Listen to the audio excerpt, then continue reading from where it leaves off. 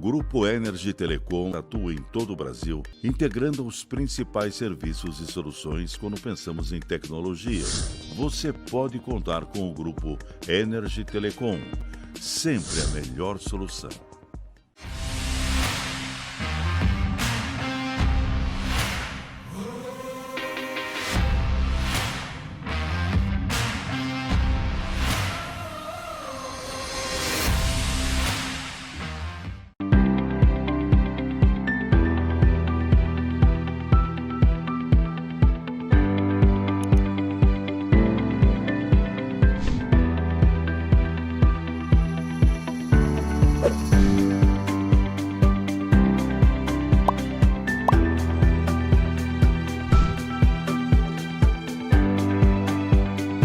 Vale do Paraíba, uma região única com múltiplas vocações. A nossa é a tecnologia, é a inovação. Nós somos a NIP-BR. Trabalhamos para integrar, conectar, expandir, informar, entreter. A NIP-BR é solução corporativa, é internet, TV por assinatura, é telefonia digital. Os melhores serviços com o melhor custo-benefício. NIP-BR, sua melhor opção em internet, telefonia e TV por assinatura. Crescer de forma constante e acelerada. Isso é ser exponencial. Se esse é o objetivo da sua empresa, ela precisa ter a capacidade para inovar e escalar. Tinova, codificando para o futuro inteligente. Na era da transformação digital, a Tria Software é o seu parceiro ideal. Sendo uma empresa capaz de desenvolver projetos estratégicos, de inovação, atuamos em fábrica de software, especialista em RPA, Robotic Process Automation, integração de sistemas, APIs, desenvolvimento de aplicativos e manutenção de sistemas. Tria Software, nós fazemos o que gostamos, desenvolver software.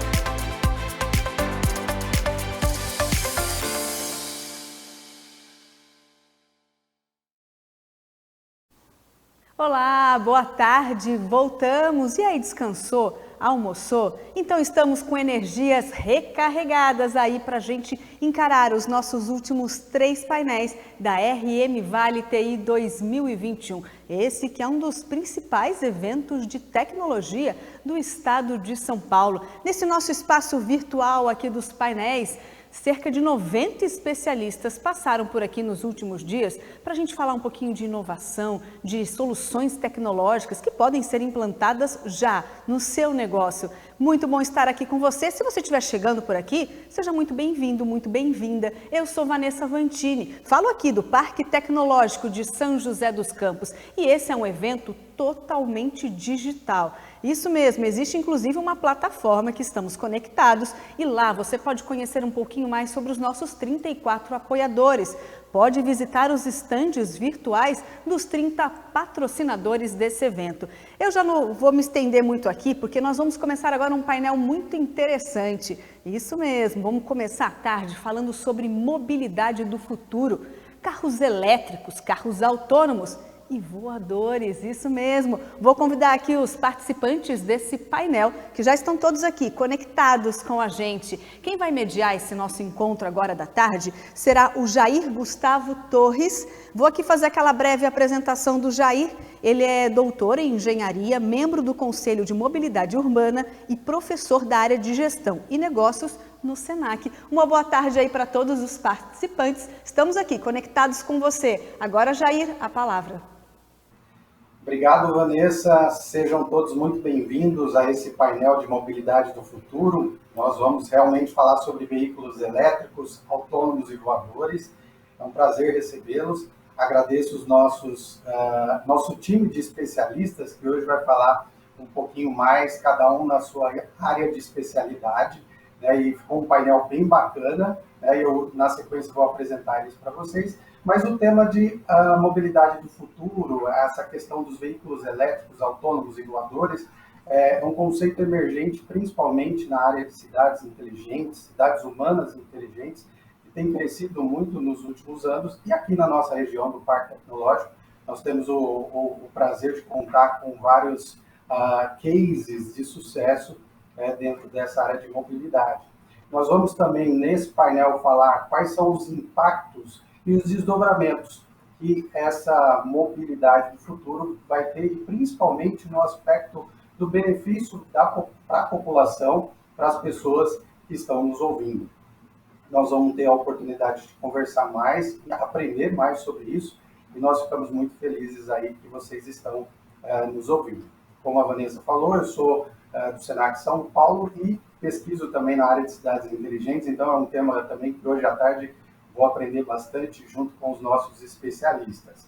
E hoje, para a gente conversar, fazer uma apresentação breve de cada um, e depois vou passar a bola para os nossos especialistas, nós temos a Flávia Tchatcha, que ela é vice-presidente de experiência do usuário da empresa EV Urban Air Mobility. É uma empresa do grupo Embraer. Ela é doutora em engenharia de produção pela USP e tem pós-graduação em gestão estratégica pela FIA, além de orientar pesquisas na área e desenvolver as experiências dentro da empresa de mobilidade de veículos voadores. Nós vamos contar também com o Alberto Maluf, que é diretor de marketing e sustentabilidade da BID e presidente da ABVE, Associação Brasileira de Veículos Elétricos. Ele vai falar depois um pouquinho com a gente.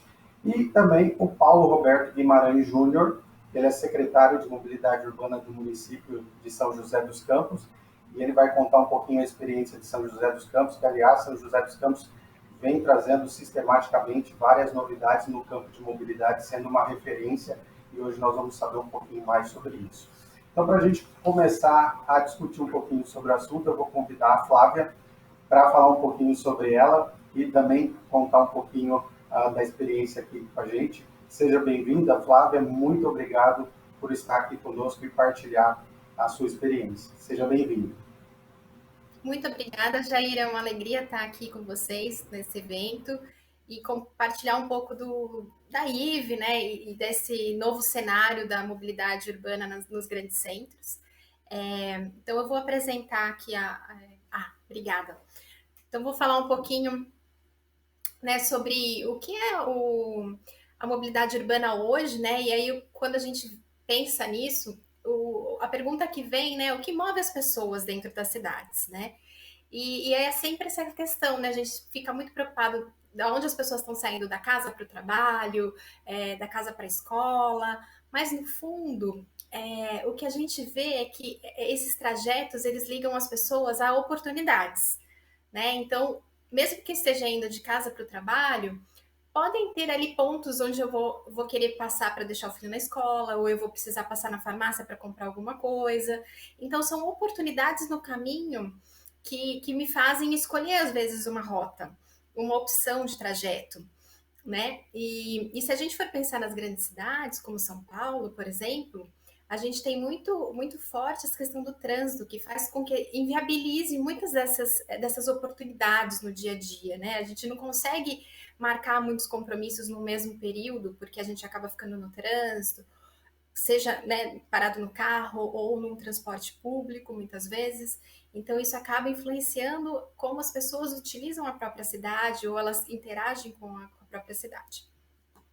Se a gente for falar, então, de urbanização, né, de tendências, a gente tem que a população global está cada vez mais se dirigindo para os grandes centros, né? Então, a gente tem até 2050, 70% da população vai viver, né, em áreas urbanas.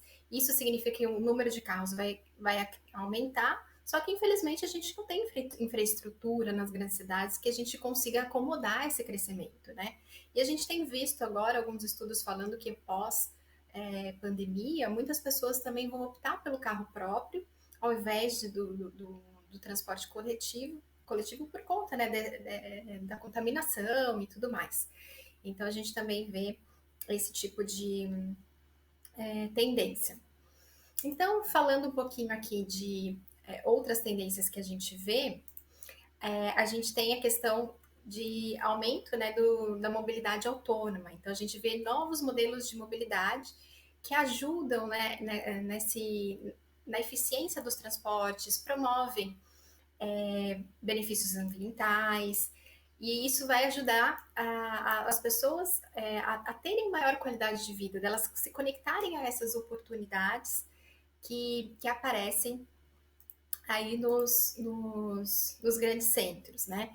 E aí, a gente tem aqui a questão da mobilidade autônoma, ela é muito forte já nos Estados Unidos, né? A gente vê que muito começou por lá, mas tem outros países que estão se abrindo para esse tipo de veículos também, né? E a gente vê um aumento dessa utilização, até mesmo por conta da expansão das redes 5G que estão começando aí nos países, né? Então, a gente tem aqui... Eu até acho que eu esqueci de passar. Vai? Acho que tá indo, gente? Não? Ah, obrigada. Então, a gente tem aqui, né, os avanços como 5G, algumas cidades aí que estão sendo pioneiras nesse tipo de utilização.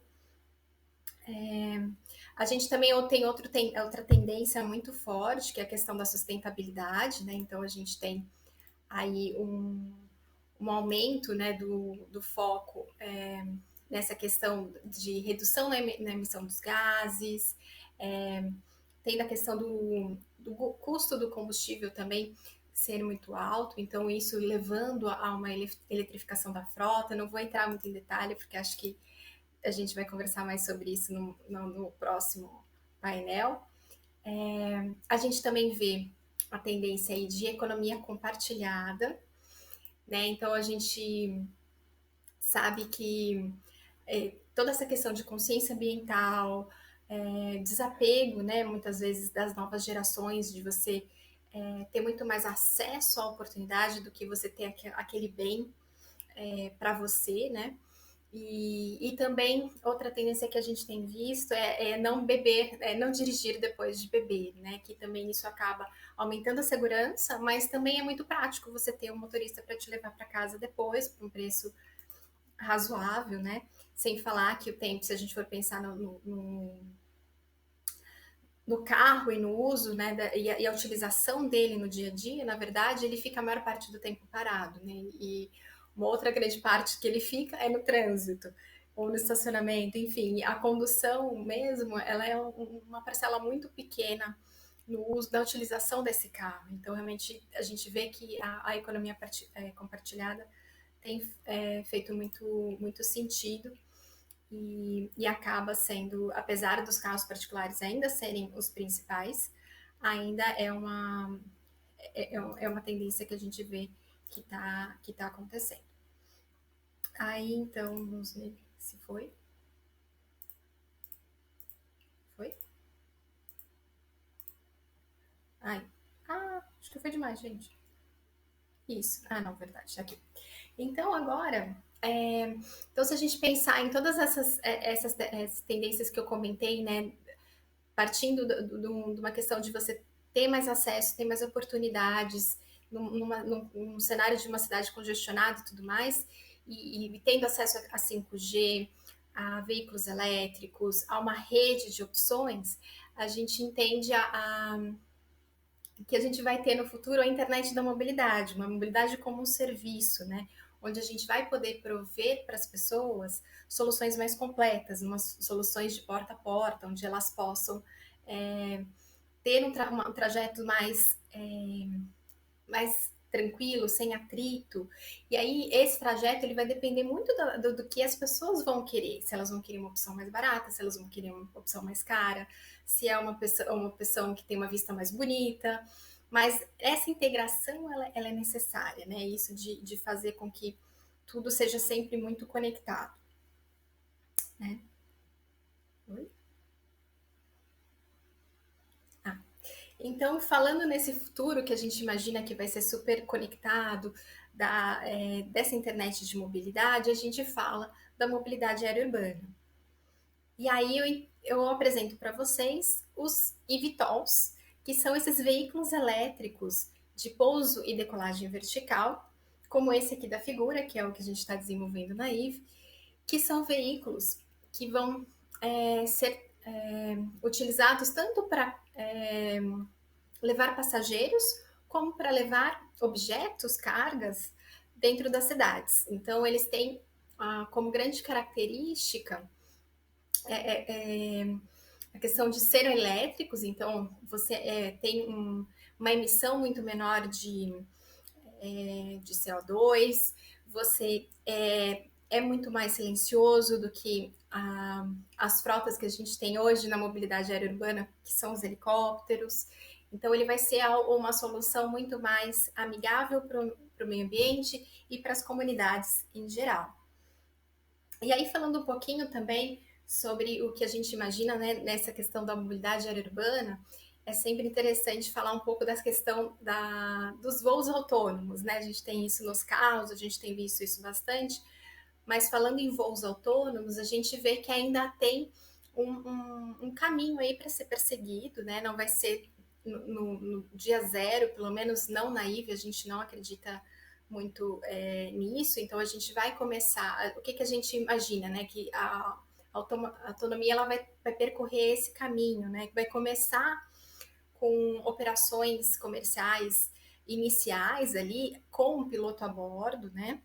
Em ambientes restritos, então assim, vai ser uma questão mais de cargo, uma questão de uso na agricultura, óleo, gás, que você precisa, né, fazer alguma manutenção, levar algum equipamento, mas alguma coisa muito mais restrita no início, né?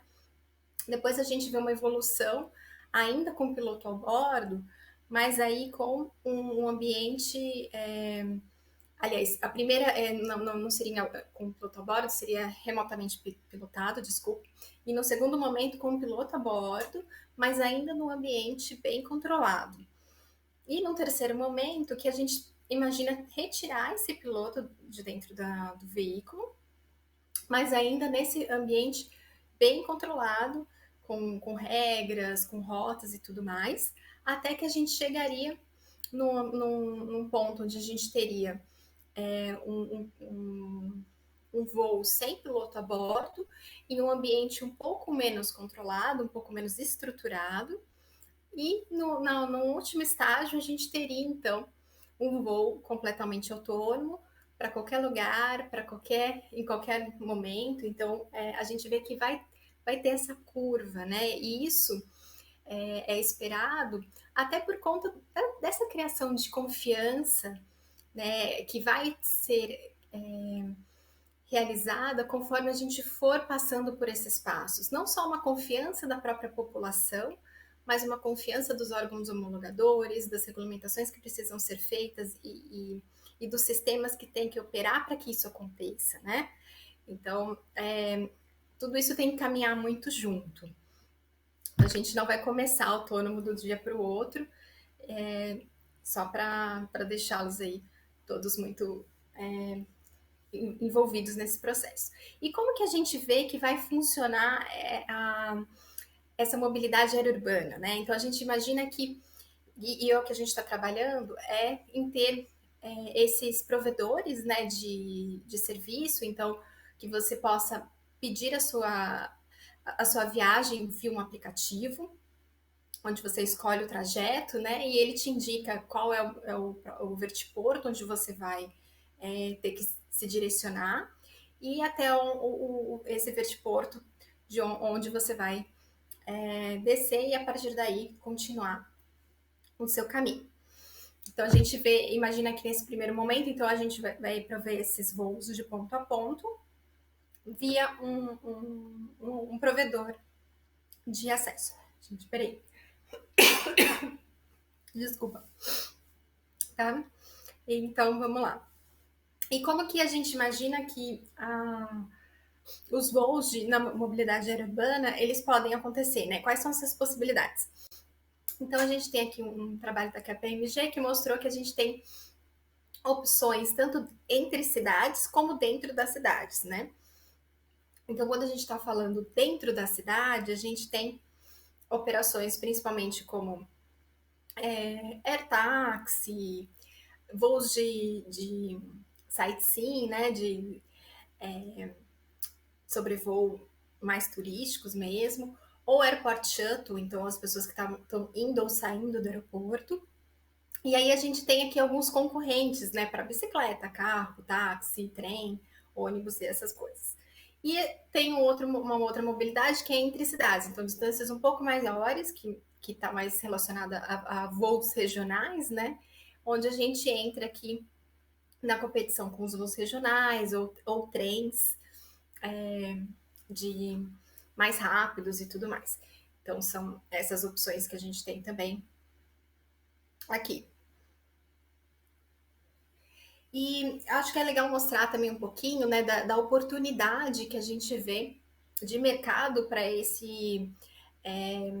para a mobilidade aérea urbana. Então a gente tem aqui um estudo que a gente fez que mostra que de 2025 a 2035 a gente vê uma movimentação de 3 bilhões de passageiros, 50 mil veículos voando ao redor do mundo, aqui de todos os OEMs, não só da IVE, né, gerando aí 200 bilhões em revenue. Então, é um mercado muito interessante, é um mercado bem promissor, que tem chamado atenção, até por isso a gente vê tantos concorrentes, tantas empresas investindo nesse setor, e é o que traz graça também para a gente.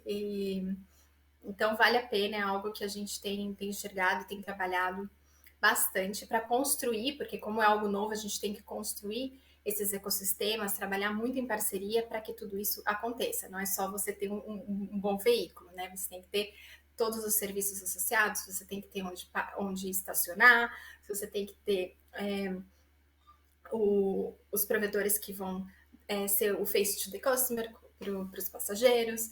Enfim, tem toda uma rede, tem todo o tráfego aéreo, né, os sistemas de tráfego aéreo que tem que estar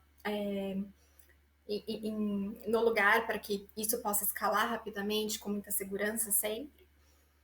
E aqui também eu trago um overview assim, de como que a gente imagina que isso vai acontecer ao longo dos anos, né? Eu trouxe esses primeiros números para vocês terem uma ideia de tamanho de mercado, mas o que a gente vê, né? Que a partir de 2025 é onde realmente vai começar, mais ou menos por aí, a operação mesmo desses veículos. E aí, a partir de 2030, a gente imagina que vai ter aí um take-off, né? Principalmente pelo início das algumas operações autônomas. E conforme isso for amadurecendo, né? Conforme o mercado ele for transicionando em termos de sistemas, em termos de tecnologia, amadurecimento da tecnologia de baterias e tudo mais, a gente consegue chegar aí num crescimento e maturidade desses sistemas e dessa operação. E aí, falando rapidamente da IVE para terminar aqui, a IVE é uma empresa que foi o primeiro spin-off da Embraerex, que é a área de inovação disruptiva, né, da Embraer, e a gente lançou, então, em outubro do ano passado, a empresa, e nosso foco é principal na mobilidade urbana, tanto de pessoas como de cargo, e os nossos produtos são basicamente 4, né, tanto o veículo, que é o que as pessoas mais lembram, né, que é o que a gente está desenvolvendo, mas a gente também está desenvolvendo sistemas de tráfego aéreo, em parceria com a TEC. A gente também tem uma frente de UAM Services, né, de serviços e suportes para esses veículos, tanto para a nossa frota como para frotas agnósticas. E também a gente vai ter algumas operações de frota, sempre com parceiros locais. Então, esses são os nossos produtos e serviços. Uma coisa que eu gosto de dizer, até porque é a área que né, que eu venho, é que nós somos uma empresa muito centrada nas pessoas, então as soluções que a gente desenvolve sempre estão alinhadas com as expectativas, sempre há um desenvolvimento muito conjunto, tanto dos usuários quanto dos diversos stakeholders que a gente tem nesse ecossistema. A gente tem trabalhado de uma forma muito colaborativa, e vocês têm visto os últimos anúncios aí últimas semanas, a gente tem mostrado muitas parcerias, anunciado muitos trabalhos em conjunto com outras empresas, e esse é o nosso DNA, né? De trabalhar junto e construir junto esse ecossistema. E aqui, só falando um pouquinho, então, a gente tem os use cases que a gente imagina, que é a parte de air taxi, que é commuter, sightseeing e airport shuttle. E, para finalizar, então, eu queria só deixar um último recado que, conectando com o início, né, eu acho que a mobilidade aérea urbana ela não vai resolver todos os problemas, mas ela vai, do futuro, né, mas ela vai conectar as pessoas a mais oportunidades. Então, as pessoas elas vão poder ter mais conveniência na hora de escolher uma forma de chegar a um local onde ela possa chegar mais rápido, onde ela possa aproveitar o aniversário do filho dela mais cedo em casa, chegando mais cedo em casa, ou tendo mais produtividade, porque ela vai poder trabalhar, estudar, ir na academia, porque ela consegue chegar mais rápido nos seus compromissos, sempre com muita segurança. Então, todo o trabalho que a gente faz, ele é pautado em segurança, e todo o ecossistema tem que ter esse mindset, porque se uma coisa falhar, pode atrasar em muitos anos o desenvolvimento desse novo serviço, desse novo ecossistema que está nascendo agora. E, por fim, é uma solução que, pelo menos a IVE tem levantado essa bandeira, que é uma solução que é para todos, né? Então, prover um novo serviço que seja acessível a todos, nem que seja uma vez por mês, como eu disse, no aniversário do filho, ou porque atrasou, ou porque tem que chegar no aeroporto a tempo e está com a marginal congestionada, mas a gente quer prover um serviço que seja para todos. E é isso, gente. Aqui tem os meus contatos e aguardo as perguntas no final do painel. Obrigada. Flávia, obrigado por compartilhar, né? É bem atrativa essa questão da mobilidade, nos remete ao desenho dos Jetsons, né? Os carros voadores, né? Sempre vem essa analogia, mas o que eu gostei muito da sua apresentação é a preocupação da IVE, das soluções de mobilidade como serviço centradas no ser humano, né? Sempre essa preocupação de gerar oportunidades para que as pessoas possam se conectar e resolver problemas cotidianos do dia a dia. Então, muito obrigado por compartilhar. No final, a gente volta a conversar.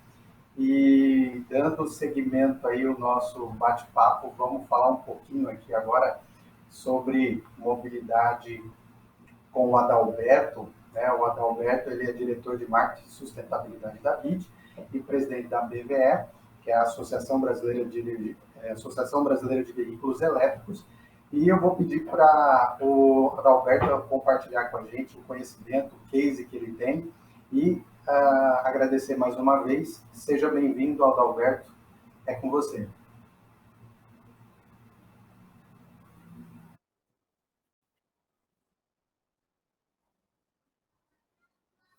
Olá, obrigado. Primeiro, queria agradecer ao Parque Tecnológico pelo esse convite.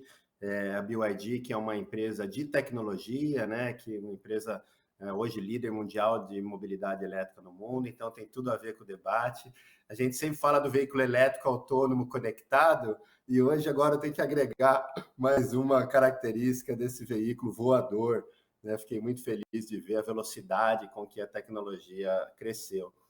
Então, a BYD ela foi uma empresa que foi criada por um pesquisador do governo chinês, o homem que revolucionou as baterias de lítio no mundo, com esses 3 sonhos, né, de gerar energia do sol, a bateria para armazenar e a mobilidade elétrica para reduzir a poluição nas cidades.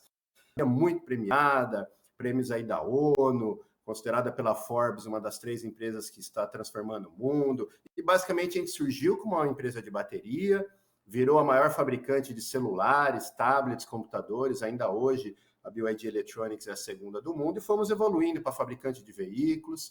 Hoje a gente se concentra em 7 grandes áreas da eletrificação, onde a gente acredita que a eletromobilidade vem primeiro, os ônibus, a logística, né, táxi, que são essas aplicações onde tem um impacto da poluição muito grande, né, lembrando 10%, por exemplo, da frota nas cidades diesel, que são os ônibus, os caminhões, representam 50% da poluição. Então, por isso, sempre o foco nessas frotas mais corporativas, que desde o início tiveram aí um crescimento muito grande pelo mundo. A gente tem hoje 2 fábricas aqui em Campinas, uma de painéis solares, uma de ônibus elétrico, uma terceira fábrica de bateria de lítio também em Manaus. Estamos com nossas usinas laboratórios, implementando os 2 projetos de VLT, veículo leve sobre trilho no Brasil, e a gente vem expandindo e trazendo novas áreas. A gente acredita muito na eletrificação do transporte público e da logística urbana. Cada vez mais a redução do preço das baterias amplia a quantidade de setores que podem ter essa eletrificação, em nichos onde você tem um alto consumo energético, ou a logística urbana, ou em lugares onde a regulamentação do público. Por exemplo, o caminhão de lixo no Rio de Janeiro hoje tem 10% da frota, que foi uma regulamentação da prefeitura que queria reduzir, assim como a lei do clima de São Paulo, que coloca metas de redução de poluentes. Então, são esses setores onde tem, de um lado, TCO, né, o Total Cost of Ownership favorável, porque em 10 anos de operação o elétrico é mais barato, e ao mesmo tempo ele tem essas regulamentações ambientais, de melhoria de qualidade de vida, que fazem esses setores crescerem. Então, hoje o foco a nível mundial, claro, veículo leve, né, o grande motor, o mundo passou 10 milhões de carros elétricos vendidos no ano passado, a gente atingiu 1 milhão, então 10% de todos os carros elétricos do mundo vendidos foram da BYD, fomos a maior fabricante do mundo por 5 anos, agora estamos na 2ª posição, e os veículos leves vêm aumentando muito a densidade energética nas baterias, né? Então, a gente está falando de veículos com 500, 600, 700 quilômetros de autonomia, com design mais arrojado, que faz com que os mercados se ampliem, especial para SUVs, que são um mercado de veículos ali mais caros, né, mais próximos do luxo, então adquirem essas tecnologias mais inovadoras, e também outros setores que vêm crescendo junto. Mas a nível mundial, o primeiro grande setor que cresceu foram os veículos comerciais, né, em especial os ônibus, as maiores frotas do mundo que a gente viu lá na China, depois agora a Europa, Estados Unidos, América Latina também, veículos comerciais, porque eles têm um alto consumo energético, né? Então, a gente já ouviu um pouco, a Flávia comentou dessas grandes transformações, seja do setor elétrico, com a descentralização, a descarbonização, a própria digitalização, e o papel que o carro elétrico, o veículo elétrico vai ter no centro dessa nova economia, né? Mais compartilhada, autônoma e agora voadora, né?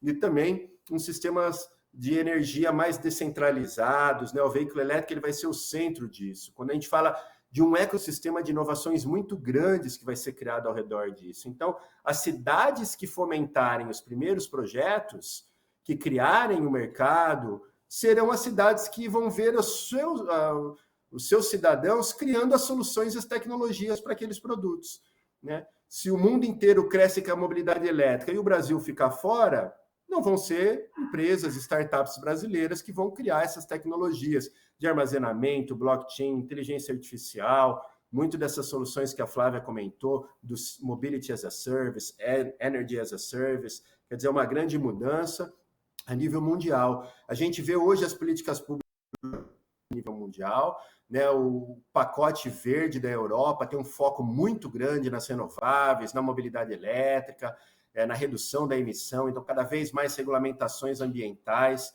de CO2, de emissão de poluentes na Europa, isso está movendo muito a agenda mundial. Nos Estados Unidos, o Joe Biden anunciou agora a maior política industrial da história dos Estados Unidos, mais de 2 trilhões, né? Na Europa foi 700 bi de euros, nos Estados Unidos 2,3 trilhões, né? 480 bi para pesquisa e inovação, 620 bi para veículo elétrico, infraestrutura para veículo elétrico, a meta de trocar todas as frotas de ônibus, né? Primeiro escolar, nas grandes cidades, criar um parque produtivo nos Estados Unidos. Então, é uma grande transformação. A gente já viu o que a China fez desde o 13º plano. Então, a China tem 50% de todos os carros elétricos do mundo, 90% de todos os ônibus elétricos do mundo, basicamente porque a China colocou o foco no desenvolvimento dessas novas tecnologias. E o 14º plano aprovado agora, no início do ano, tem um forte aspecto ambiental de adensamento dessa cadeia produtiva. A gente já está falando de quase 10% da frota de veículos na China, que é o maior mercado do mundo, elétricos.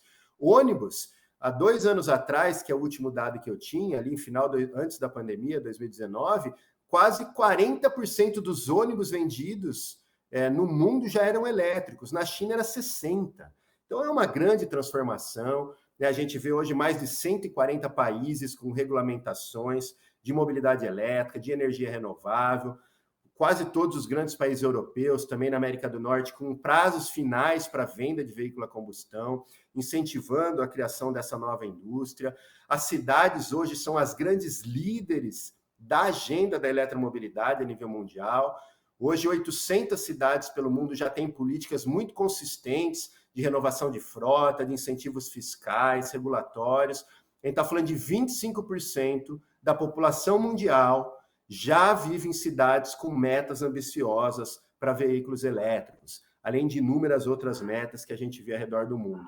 Sabemos o impacto da poluição, né, as 50 mil mortes que o diesel traz pelo material particulado. Então, nós aqui, moradores, por exemplo, de São Paulo ou Campinas, perdemos 3 anos e meio de expectativa de vida por causa do material particulado em relação a quem mora em Curitiba.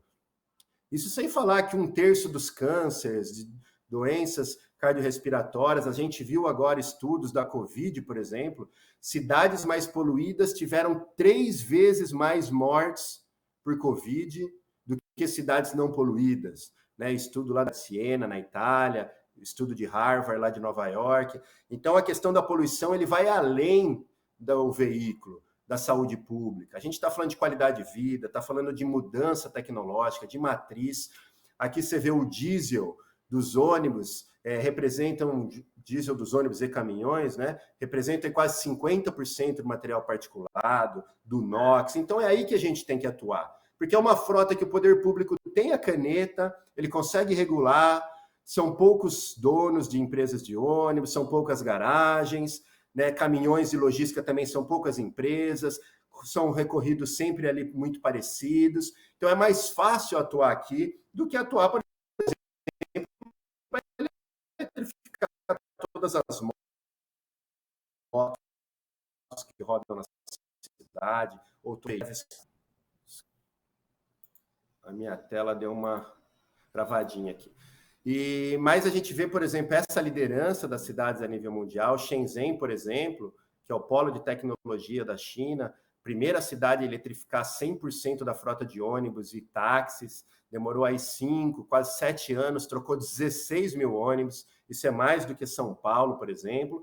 E, obviamente, o papel dos municípios em criar essa indústria do futuro. Você vê hoje as grandes cidades chinesas, esse é o relatório da Agência Internacional de Energia, que mostra que todas as grandes cidades chinesas têm metas de prazos para trocar frota de ônibus, de incentivos para a indústria, regulamentações de estacionamento, incentivos não fiscais e tributários. Então, é uma grande corrida mundial para reduzir a poluição, ao mesmo tempo que cria-se a indústria do futuro.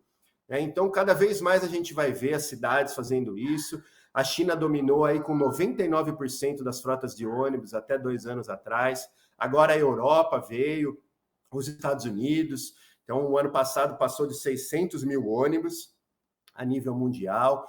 A América Latina cresceu já bastante com a eletromobilidade. A gente tem, inclusive, aqui o caso, né, de São José dos Campos, que foi a primeira guarda municipal na América do Sul, frota policial a ter 100% de carros elétricos. Bogotá, Santiago, que estão aí brigando hoje pelas maiores frotas de ônibus elétricos do mundo, né? Bogotá comprou 1.500 ônibus, só da BYD, o ano passado. Santiago também chegando agora a 1.500, nessa corrida muito saudável com Londres, para ver quem ganha essa corrida. Então, a América Latina hoje já passou de 2.300 ônibus elétricos. Ainda a maioria são os trolleys, né, que são aqueles veículos antigos que a gente tinha, mas o que mais cresce são os veículos elétricos a bateria. né? A BYD domina hoje esse mercado a nível América Latina como a maior fornecedora, mas a gente tem também fabricantes brasileiros, outras grandes marcas globais investindo, isso é muito bom para a tecnologia. E o que a gente vê é que as cidades que conseguiram implementar frotas de ônibus elétricos, elas criaram um novo modelo de contratação. Porque se a gente contratar um ônibus elétrico igual o sistema tradicional, o ônibus ele não vai ter o benefício todo, né?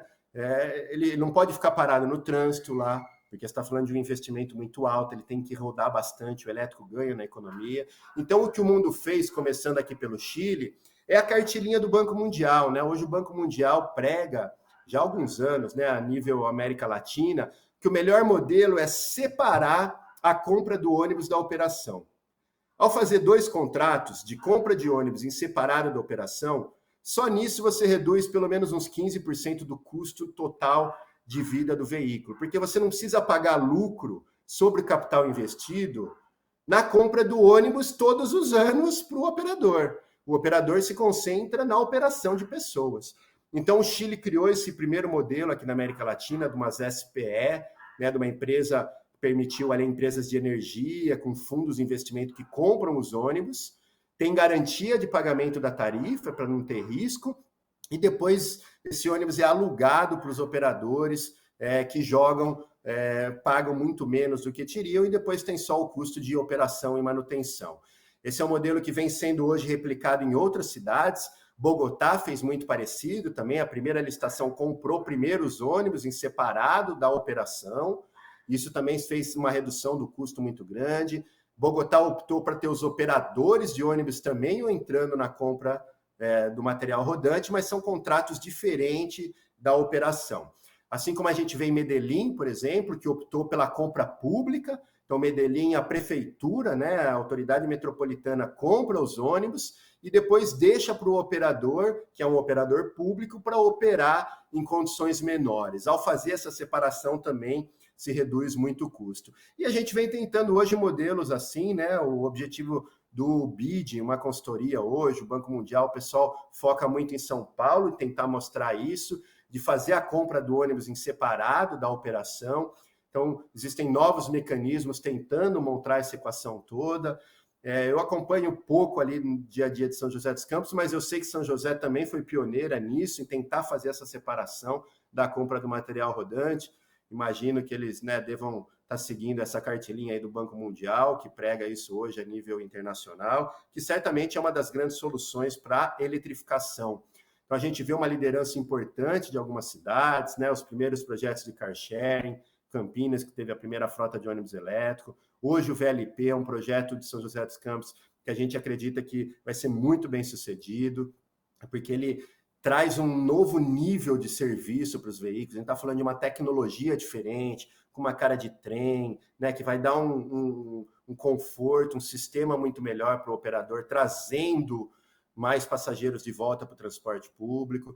Assim como a gente vê exemplos, Salto, né, hoje aqui no interior também tem 100% da frota de ônibus, de caminhão de lixo elétrica. Então são setores que vêm crescendo muito. Aqui a nível no Brasil, a gente ainda está falando de uma frota relativamente pequena, 350 ônibus, então São Paulo, Campinas, Brasília, com as maiores frotas, mas a gente tem também Volta Redonda, que é a primeira frota comercial zero do Brasil, ônibus elétricos comprados pela prefeitura que operam hoje gratuitamente no centro expandido, ali ligando os 3 centros comerciais, projetos inovadores que mostram para a gente o custo operacional menor, tem muitos estudos já mostrando a viabilidade, BID, Banco Mundial, FRJ, WRI, Greenpeace. Então, estudos a gente tem vários, esse aqui do Banco Mundial mostra que o elétrico economiza 60% do custo operacional, que é o caso de São Paulo, mas obviamente ele se traduz para qualquer outra cidade. Então, a gente vê que as vendas a nível mundial cresceram, embora as projeções fossem de queda o ano passado, a Bloomberg previu que ia cair 18%, mas o que aconteceu na prática foi um aumento de 43% na venda de veículos elétricos no mundo. A Europa crescendo muito, agora os Estados Unidos com muita força, 2021, um aumento de mais de 140% na venda de veículos elétricos, a bateria. O ônibus deu um salto gigantesco também esse ano, nos Estados Unidos, na Europa, mais de 600 mil ônibus rodando. E para finalizar aqui o Brasil, A gente também teve um crescimento importante nos últimos anos, especialmente dos veículos híbridos. Saímos de 3, 4 mil para 12, 19. Esse ano a expectativa é chegar quase a 30 mil veículos híbridos e elétricos vendidos, que mostra a maturidade do setor, em que pese que o Brasil está um pouco atrasado em relação à América Latina, né? A Colômbia, por exemplo, vende 50% mais carros elétricos do que o Brasil, embora tenha um mercado 10 vezes menor. Mas, pelo menos, as coisas vêm saindo do papel, cada vez mais essa energia limpa alimentando os ônibus, porque você pode carregar à noite, onde você tem energia eólica e solar cada vez mais barata, e em todos os contextos. Claro, no Brasil a redução de CO2 é 90%, porque a matriz brasileira é muito limpa, mas eu gosto desse estudo da União Europeia, porque mostra um contexto variado. Então, lá na Polônia, que é a pior matriz da Europa de carvão, mesmo assim, o elétrico vale a pena do ponto de vista de CO2, reduz 30%, e obviamente 100% da poluição local, e muitos outros países que têm aí um ciclo de emissão muito menor. Com isso, eu agradeço a oportunidade aqui de estar com vocês, falando sobre essas novas tecnologias, essas grandes revoluções do veículo elétrico autônomo conectado, e agora, a partir de hoje, voadores, que eu espero que também seja uma tecnologia que entre cada vez mais. Muito obrigado. Adalberto, muito obrigado, parabéns pela sua apresentação, trouxe mais conhecimento aí para a gente e mostra que quando, como a Flávia começou lá o nosso bate-papo, quando a gente fala de mobilidade como serviço e experiência do usuário, criar um serviço conectado com aquele usuário, os benefícios da opção elétrica, elas são imensas. A questão do custo é inegável, mas a questão da experiência do usuário, isso fica muito claro no dia a dia e no longo prazo. A gente volta a conversar mais no final, para a gente esclarecer mais alguns assuntos. E agora eu vou chamar para a nossa conversa o Paulo, que vai falar um pouquinho com a gente. Seja bem-vindo, Paulo. O Paulo é secretário municipal de mobilidade urbana aqui de São José dos Campos. E São José dos Campos, como o Adalberto disse, é uma das cidades que está sendo referência na área de mobilidade e está trazendo bons exemplos, porque nesse momento de transição, de disrupção, como nós vemos falar muito, a gente precisa de bons exemplos, de bons cases para seguir, e São José dos Campos está trazendo aí. Seja bem-vindo, Paulo, agora é com você. Boa tarde, professor Jair. Boa tarde, Adalberto, a todo mundo que nos assiste. Prazer estar falando, parabenizar aí a RM Vale por estar promovendo esse evento mais uma vez, a cada ano que passa o evento melhor, com mais participantes. É muito legal um evento como esse aqui na nossa cidade. Eu vou tentar falar um pouco, acho que foi muito legal a escolha, e a sequência das apresentações, porque uma apresentação vai se complementando à outra. E eu queria falar um pouco sobre o papel do poder público, principalmente da cidade, em todo esse contexto de inovação e de evolução para uma nova matriz energética, que é a eletrificação da frota. Então, assim, qual é o papel principal do poder público? O poder público ele tem a função, a gente aqui enquanto prefeitura, de entregar serviços e opções para a população. E essa é a grande meta, e o grande objetivo do poder público. E a gente tem algumas ferramentas para poder fazer isso. E todo o serviço que é entregue, a gente tem os serviços públicos que são prestados de uma forma direta para a população, mas a gente tem aqueles serviços que são prestados de forma indireta, e cada vez mais esses serviços são feitos de forma indireta, ou seja, a prefeitura, ao invés de ter um funcionário, de ter equipamentos para poder prestar esse serviço diretamente para a população, ela contrata, ela concede serviços. E a gente está ampliando muito esse processo. A gente tem um exemplo aqui na cidade, que é o nosso CSI, que é o Centro de Segurança e Inteligência. Ele faz parte de um projeto chamado SCAS, que é o Smart City as a Service, que a gente contrata uma empresa para poder fornecer a solução que é para o poder público, mas no final é para o cidadão. Então, a relação entre o poder público, a população e a iniciativa privada, ela é algo que precisa funcionar como uma engrenagem. E como é que a gente faz isso, então? A gente precisa atrair empresas para São José, atrair empresas para a cidade, para que elas possam prestar o serviço, ou em conjunto, prestando um serviço público, no meio de uma concessão, uma prestação de serviço para o poder público, ou prestando esse serviço diretamente à população. Quando uma empresa olha para um ambiente, para um mercado, né, olha para uma cidade, se ela vai operar lá ou não, ela avalia duas coisas basicamente. Né? Ela avalia se existe demanda, né, se o produto, né, o serviço que eu ofereço, se vai ter alguém que vai consumir lá na ponta, alguém que vai comprar esse produto, vai consumir esse serviço, e se eu tenho um ambiente favorável para poder fornecer esse serviço ou produto. Então, isso tem a ver, né, no primeiro ponto, né, com a questão da demanda. Aqui em São José, a gente tem tentado criar essa demanda. Por quê? Todo mundo, né, quando vê uma apresentação dessa do Adalberto, da Flávia, né, eu sempre tive vontade, né, ainda tenho vontade de ter um carro elétrico, né, agora estou começando a ficar com vontade de ter um carro voador elétrico, mas sempre vem aquela questão, né, as pessoas que a gente conversa sempre ficam com essa dúvida, mas onde eu vou carregar? Eu vou ter que comprar um carregador em casa? Como é que isso vai funcionar? Então, à medida que a gente vai criando demandas, né, e o primeiro projeto de sucesso aqui em São José foi a aquisição, né, na verdade é uma locação que a prefeitura está fazendo dos veículos da Guarda Civil Municipal, né, a gente tem a frota aí já operando aí há quase 3 anos, são veículos 100% elétricos, né, foi uma novidade em todo o Ocidente, a gente continua ostentando esse primeiro lugar aqui na América do Sul, na América Latina, de ter a maior frota pública de segurança 100% eletrificada. Então, quando eu gero esse tipo de demanda, né, quando eu crio esse ambiente, quando eu passo a ter aqui uma frota pública operando, eu começo a ter demanda. Né? Eu preciso instalar os carregadores, então a gente tem uma estratégia de carregamento que foi adotada aqui em São José, né? A BYD é a nossa fornecedora desses veículos elétricos já há algum tempo, né? com esses contratos de locação, então a gente vai plantando essas sementes de indução de demanda, né? A gente vai criando um contexto de que as coisas começam a acontecer na cidade. Então, um lado é esse, né, essa criação de demanda, né, a gente está tentando fazer isso também no transporte público. Eu vou explicar um pouquinho mais à frente o nosso projeto da Linha Verde, como é que a gente está trabalhando com essa questão da separação dos contratos. Mas o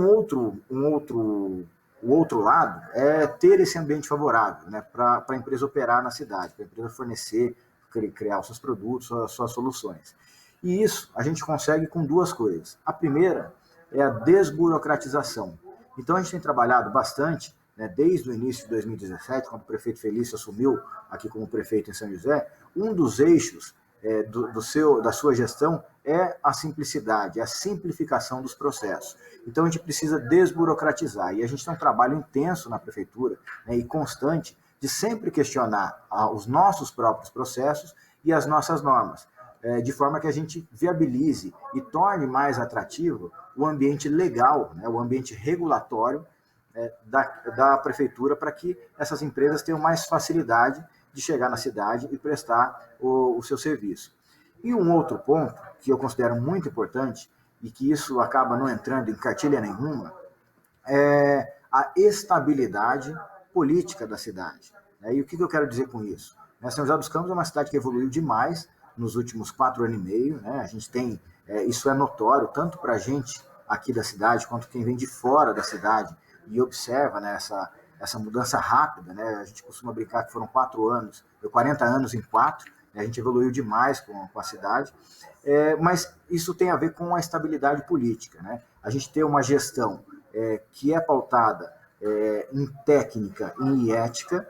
Isso, então, cria uma segurança jurídica de que as coisas não vão se alterar, porque a gente tem uma linha de raciocínio, tem uma linha que é seguida na gestão da cidade, e também muito diálogo, né? Um outro eixo da administração aqui de São José, do prefeito Felício, é a gestão aberta, né? É a transparência, é o diálogo, né, com a população, o diálogo com as empresas. E quando a gente tem o diálogo, a gente minimiza os conflitos.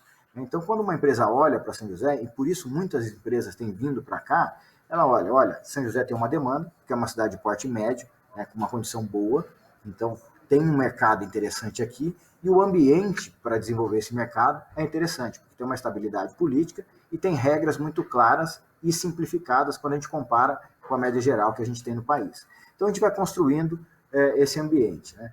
E mais recente, a gente sempre procurou trazer inovação, também é um outro eixo, né, dessa administração, quatro eixos principais: a simplicidade, a gestão aberta, a ação com de recursos, a ver que a gente está falando com a entrega de serviços, né, e não mais a aquisição, aquela questão da posse versus a questão do uso. Tudo isso está presente num ambiente inovador como é o ambiente aqui de São José dos Campos.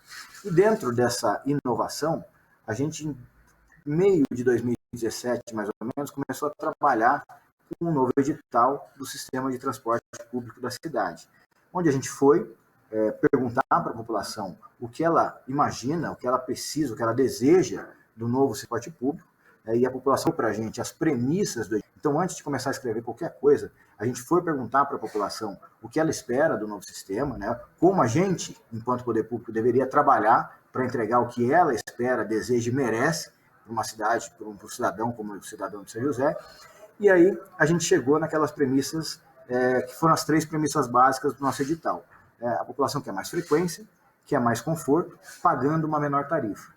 E uma das formas de entregar isso para a população, né, dessa forma inovadora de fazer as coisas, foi optando pela separação dos contratos de concessão. Então, o que aconteceu nessa separação? Hoje, o transporte público, né, os atuais contratos que estão em sua fase final, eles contemplam a operação, né, ou seja, o transporte de passageiros em si, a gestão financeira, né, então o bilhete único, a conta arrecadação, tudo aquilo que envolve sistema financeiro do sistema de transporte é responsabilidade dessas empresas operadoras, e também toda a parte de tecnologia. Então, o GPS, as câmeras, a taxa eletrônica, tudo isso faz parte desse pacote de concessão. No novo sistema, isso vai ser separado. Então, a gente vai ter empresas que vão dar o sistema de transporte base em contratos de concessão de operação. Então, aquela empresa que é especialista em transportar passageiro, ela vai se dedicar exclusivamente a isso. E a gente tem outros contratos que são relacionados à plataforma de tecnologia e à gestão financeira do sistema. No final das contas, o que a gente... Nosso contrato do cidadão é o seguinte: olha, hoje você paga pelo transporte, pela gestão financeira e pela tecnologia. No novo sistema, você vai pagar só pelo transporte, porque toda a parte de tecnologia, a prefeitura vai assumir esse custo. E da onde a gente vai tirar o dinheiro para isso? A gente está fazendo uma outra concessão em paralelo, né, e a gente imagina que isso está muito com uma cara de fintech, né? Então, de novo, a inovação no sistema de transporte. Fintech são aqueles bancos digitais que surgiram aí e estão chegando com força no mercado. Então, a gente vai fazer uma concessão. A gente vai entregar para uma fintech dessa toda a gestão da nossa carteira. A gente tem aí 630 mil cadastros no nosso bilhete único, e essa empresa vai pagar por isso. Ela vai pagar uma outorga para poder ter o direito de explorar essa carteira. Então, com o dinheiro da outorga do bilhete único, a gente vai remunerar essas plataformas de tecnologia. Então, a gente zera esse custo, e para o cidadão, né, fica compartilhado somente o custo da operação. Então, dessa forma, a gente consegue entregar mais frequência, mais tecnologia, a um custo menor para o cidadão lá na ponta. E aí, mais uma novidade que a gente trouxe, né? No desenvolvimento do projeto da Linha Verde, quando a gente começou a pensar nele lá atrás, a gente incluiu o projeto da Linha Verde nos contratos de concessão. Mas aí a gente começou a pensar e começou a fazer algumas verificações de mercado e percebeu que, primeiro, como o Adalberto bem falou, a gente tem uma dupla tributação, não é bem esse o termo, mas mal comparando, né, a gente paga uma remuneração de capital em cima desse investimento que é feito pelo empresário. Então, em cima de todo o volume de dinheiro que a empresa faz como investimento, ela tem uma remuneração desse capital. Quando a gente olhou para a Linha Verde, a gente percebeu que a gente tem uma oportunidade aí de separar e reduzir esse custo da sociedade com relação a esse item específico, que é a compra dos carros, né, dos nossos VLPs. Mas teve uma outra situação também que a gente avaliou muito quando a gente optou por separar. Né? Então, como está hoje o processo da Linha Verde? A prefeitura adquiriu esses veículos, né? A BYD também nossa parceira nesse fornecimento, a nossa fornecedora dos 12 veículos leves sobre pneus, e a gente eliminou uma grande discussão que estava tendo no momento pré-edital, que era o risco associado a essa incerteza que é o futuro da eletromobilidade aqui no Brasil. Por quê? A gente sentiu muita restrição por parte dos operadores naquela época, isso eu estou falando coisa de 1 ano e meio, 2 anos atrás, e as coisas evoluíram muito de lá para cá, mas a gente teve muito questionamento por parte dos operadores sobre a operação do veículo elétrico em si, porque a gente não tem nenhuma operação consolidada com mais de 5 anos aqui, de ônibus operando aqui no país, então a gente não tinha referências. Então o que a gente fez enquanto prefeitura? Resolvemos trazer para a prefeitura esse risco. Então a gente tirou totalmente do operador a parte de investimentos, trazendo inclusive o risco operacional para a prefeitura. E como é que a gente fez isso? A gente exigiu do nosso fornecedor, que é a BYD, uma garantia daquilo que é inovação. Ou seja, o grande questionamento era, olha, será que daqui a 5 anos o veículo elétrico aí, esses VLPs que a gente está comprando, vão entregar uma autonomia de 250 km com uma carga de bateria conforme está exigido no edital?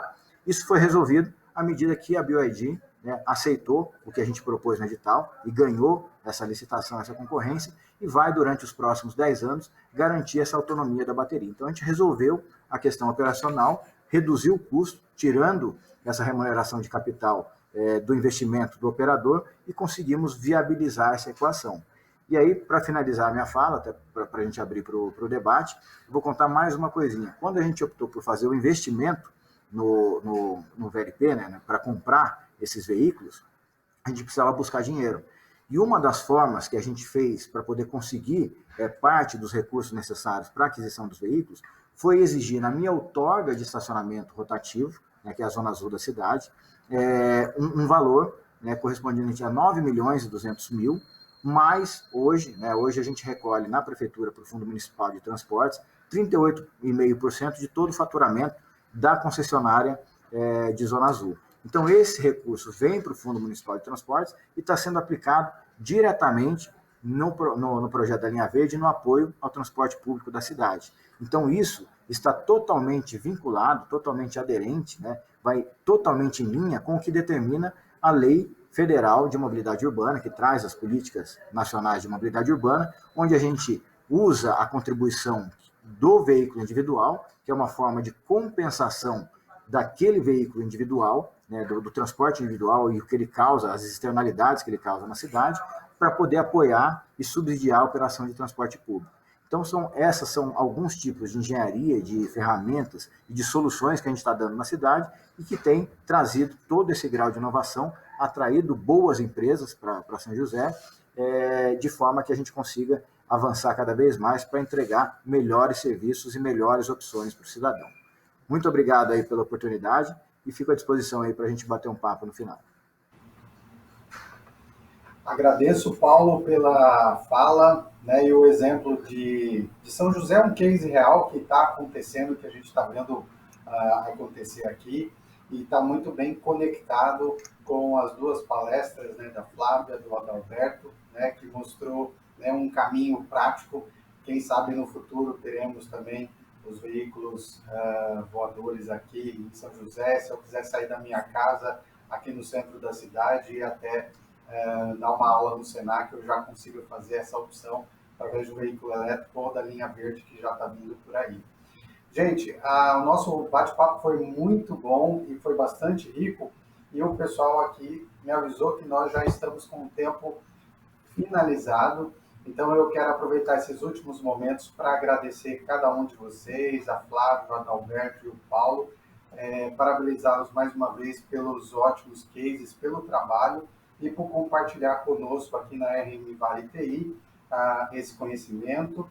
Caso vocês queiram, podem entrar em contato através dos contatos dos painelistas, E agradeço mais uma vez vocês, agradeço a RM Vale. E eu vou encerrando aqui o nosso painel. Muito obrigado a todos que estiveram com a gente até agora e até a próxima, pessoal. Obrigado, um grande abraço. Abraço, Jair, Flávia, Adalberto. Um prazer estar com vocês aqui. Obrigado. Obrigada, pessoal. Ótimo final de semana a todos.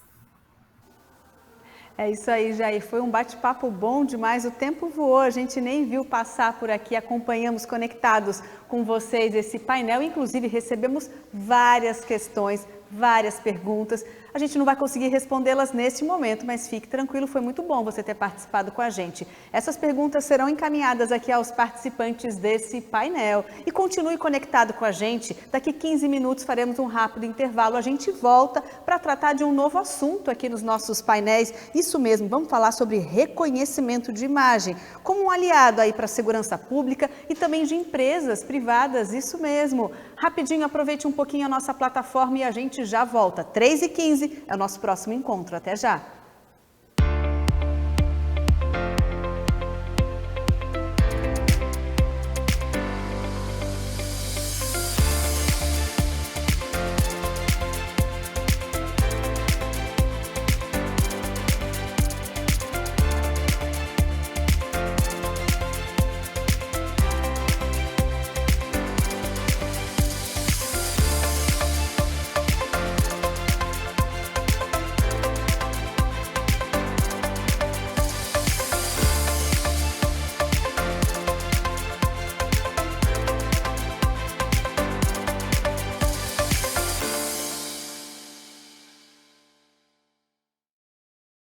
E o meio ambiente? Como é que vai ser? Daqui a pouco